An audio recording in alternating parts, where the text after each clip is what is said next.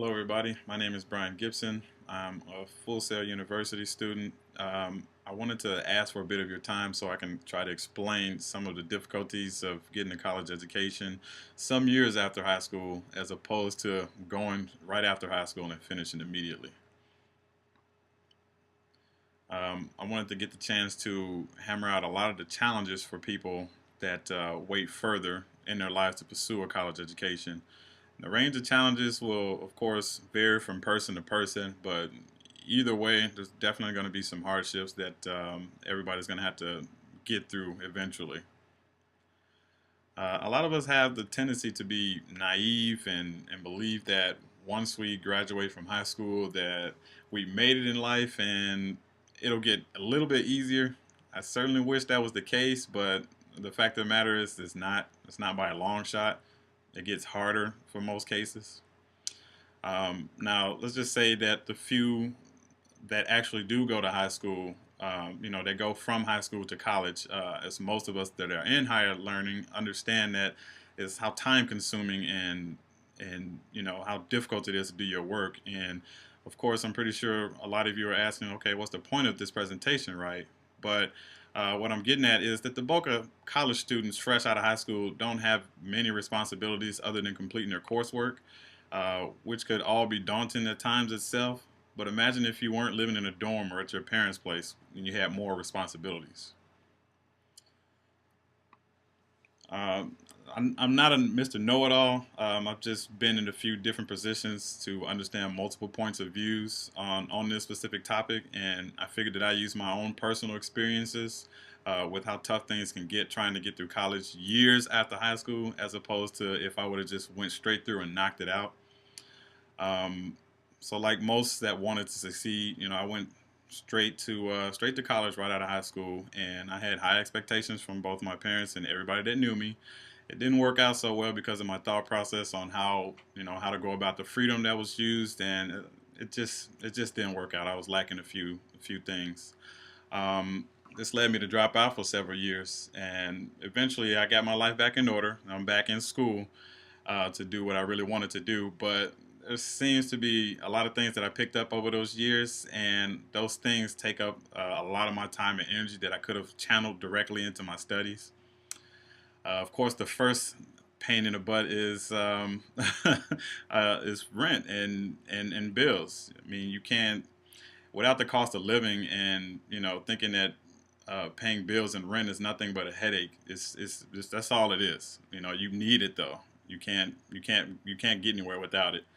And from personal instance, this is just me saying, my own personal experience. My wife was just recently laid off not too long ago, and by me having to cover all expenses that go well over $2,100 a month, it's always in the back of my head, and you can imagine, the kind of burden that could have on somebody. Of course, the primary time consumer is work. This is probably the biggest issue that often leads to a lot of stress, and a lot that builds up so many other things that can deter you from what you need to do, and it's definitely a hindrance on your performance on many things. Not only just working, but if you live in a larger area, your commute times are kind of daunting. That's the time that you see there used to be my average my average time to get to and from work. I'm always on call. I work out a lot of hours after, so yeah, it can be tough. A family, of course, you can't just neglect your family. They're going to take a lot of your time, and a lot of things need to be sacrificed in order for you to, go about dividing the time between school and family.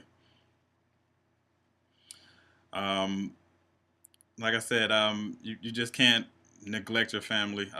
There's a lot of things that you both need to work on. Of course, you have to talk about it before you even make the decision to go back to school to make sure your spouse or kids and everybody can understand what's about to happen. Um, Another example, of course, by having kids, you can't just say, for instance, I'm doing this presentation right now. I'm at work doing this presentation. I can't do my presentation with my 3-year-old son running around. He'd definitely be making cameo appearances here and there just to be in the video and asking questions. We can't have that. Another thing is hobbies. Your hobbies will definitely have to get curbed. This is one of the many things that need to get sacrificed in order to create the spare time that you need for your studies. It's hard to give up watching Netflix and hanging out with the friends and playing Call of Duty and so, but this needs to happen.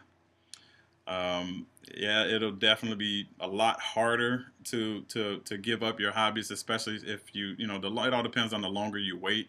Um, it'll definitely be a lot harder to let go of some of those things, especially when you relax doing them for so many years.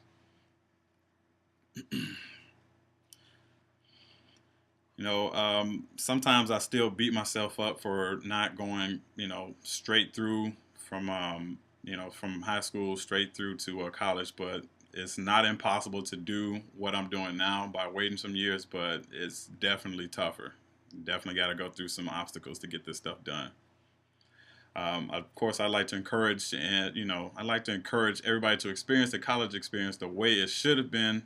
Just go straight through from high school, straight through. You don't have to worry about all the hardships that that I'm going through right now. It's just a lot easier just doing it the way that it was meant to be.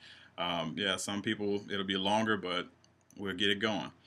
I hope I left a good impression on how difficult things can be, and it's just try your best to get everything done the first time around so those later responsibilities won't come back and bite you in the butt while you're going to school. I wanted to thank everybody for taking their time to watch this, and this is my Pecha Kucha video presentation.